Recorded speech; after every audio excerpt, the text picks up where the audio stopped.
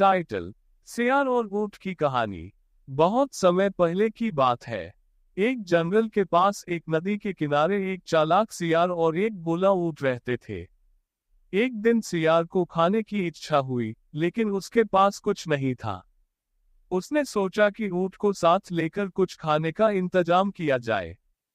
सियार ऊंट के पास गया और कहा, मित्र, नदी के उस पार खेतों में ढेर सारी फसलें हैं। चलो, हम दोनों मिलकर पेट भर भोजन करते हैं। ऊंट को ये बात अच्छी लगी और वह मान गया। सियार और ऊंट दोनों नदी पार करके खेतों में पहुंचे और खूब सारा खाना खाने लगे। जब दोनों का पेट भर गया, तो सियार अपनी शरारत पर उतर आया। वह जोर जोर से गाने लगा, हाओ हाओ हाओ। ऊंट ने उसे मना किया और कहा, सियार भाई, चुप रहो।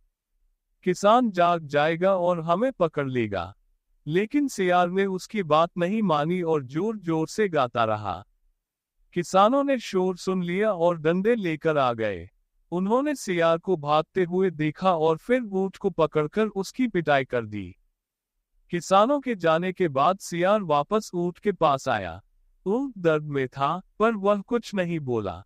सियार ने कहा, चिंता मत करो, चलो अब नदी पार करते हैं। जब वे नदी के बीच में पहुंचे, तो ऊंट ने सोचा, सियार ने मुझे धोखा दिया है, अब इसका सबक सिखाना चाहिए। उसने सियार से कहा, मुझे पानी में नहाने का मन कर रहा है। ये कहकर ऊंट ने डुबकी लगाई। सियार पानी में डूबने लगा और डर से चिल्लाया, अरे ऊंट भाई, मैं डूब जाऊंगा। ऊंट ने मुस्कुराते हुए कहा, जैसे तुमने अपनी मस्ती के लिए मुझे मुश्किल में डाला, वैसे ही अब मुझे भी नहाने का मन है।